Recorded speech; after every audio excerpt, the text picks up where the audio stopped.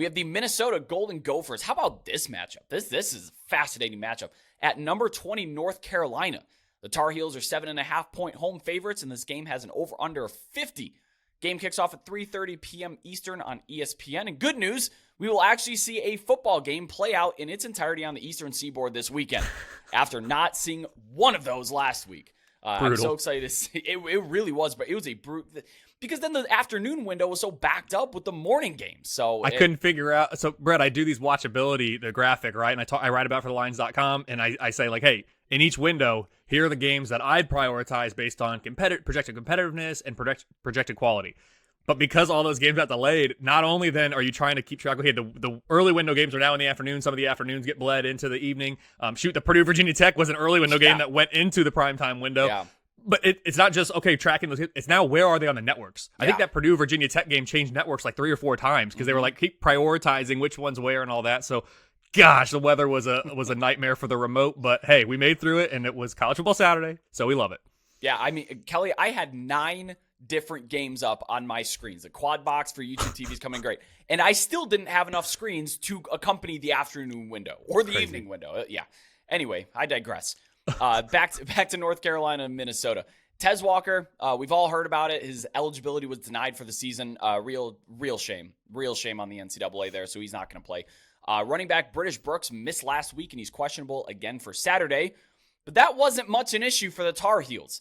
I'd like to introduce you to Omarion Hampton. Kelly had 234 rushing yards and a 40-34 win over Appalachian State. He is now up to 6.5 yards per attempt on the season. And this isn't your granddaddy's North Carolina team. They are rushing 57% of the time. I'd like to welcome to the stage Chip Lindsey, who is now a run-oriented offensive coordinator. This isn't Phil Longo's offense, but it's working so far. In week 1, British Brooks went over 100 yards on the ground against South Carolina. My concerns, they're coming to fruition. I said it in the early season. I said, boy, does this feel like Sam Howell's last season, where his pass-catching weapons depart, they turn run heavy, and he doesn't quite put up the same numbers. Well, Drake May, 7.8 average depth of target, 2 touchdowns, 2 picks. There's no gaudy numbers going on. His Heisman campaign, I think, is over. Chip Lindsey is not helping him along in that respect. On the other side, looking at Minnesota, they're starting linebacker Cody Lindenberg. He missed both weeks 1 and 2. TBD on if he plays this week. Right, wide receiver Chris Ottman-Bell also has not played. He played like 1 snap in week 1, but he's been hurt as well. And the offense has not been great, to say the least. They played a couple of solid defenses. Nebraska, of course, even though they gave up a ton of points in the second half to Colorado, I still think they're playing pretty well. Even Eastern Michigan's is decently underrated. They're not a total pushover. They're not great, but yeah, I have serious concerns. We talk about Iowa's race to 25 points per game. I'm not sure Minnesota is going to have that ability there. They're 100th in pass EPA, even with some really good transfer wide receivers. 71st in rush success rate, which is uncharacteristic for an offensive line that's not getting any push. And against North Carolina's defensive line, I've actually been pretty impressed with Tar Heels' defensive front. But do keep in mind that sample size is against South Carolina, who is like maybe the worst offensive line, at least if not in the SEC, up there in the Power 5. They only generated an 8% stuff rate and had one single tackle for loss against App State, and they lost the line yards battle as well. For Minnesota, the 44.7% of rushes have been stopped for 2 or fewer yards. That's almost half of all of them. Real quick, without looking, I have it in parentheses here, without looking at this, give me a quick over-under on how many times you think Minnesota rushed the football against Eastern Michigan. Just in the ballpark. 40. Let's go 55. That is how many times they ran the football against Eastern Michigan last week. They have an identity. They want to establish it, but the offensive line is not getting it done. So that's why I think we can expect on Saturday once again. But what do your numbers suss out about this game? That's a lot of rushes. That's a lot of rushes. That's amazing. So I'm going to start with North Carolina here because I think their trend is pretty interesting. And I've loved tracking the conference championship game projections week over week. And I post that on the website. People seem to enjoy that, but I do too. A week ago, my numbers gave North Carolina a 27% chance to make the ACC championship game. That was second best in the conference behind only Florida State. Then the Mountaineers from App State came to Chapel Hill and nearly pulled off a big upset. This is 2 years in a row. This has been a really, really good game. Well, Mac Brown said he's never scheduling them again, and he wishes all the other North Carolina schools luck in scheduling these guys. I'm telling you, it's something about this North Carolina, Virginia area where you play these G5s or these FCS teams from that area.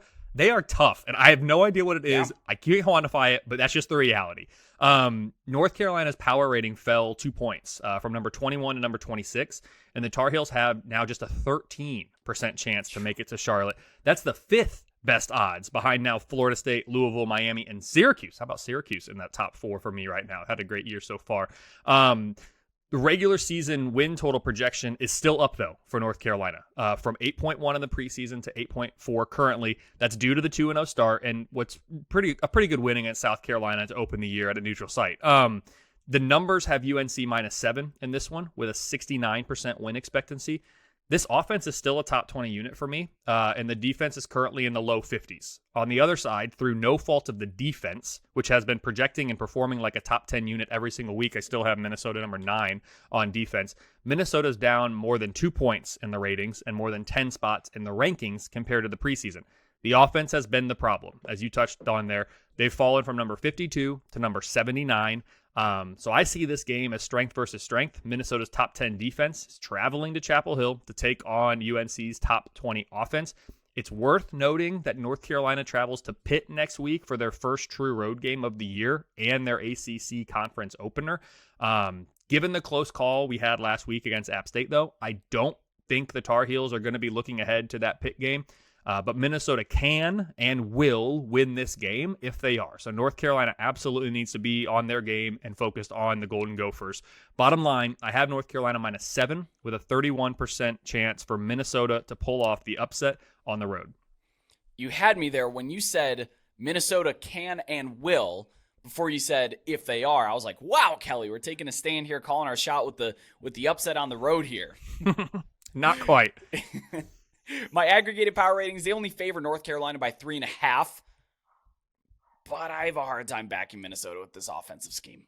I can't bet on a team to go into Chapel Hill and win the game with the way that they're playing football right now. And again, maybe it's a product of having played Nebraska, and maybe it's a product of a run-heavy game against the MAC, but I don't know, man. This kind of seems like what we're getting from the Gophers this year.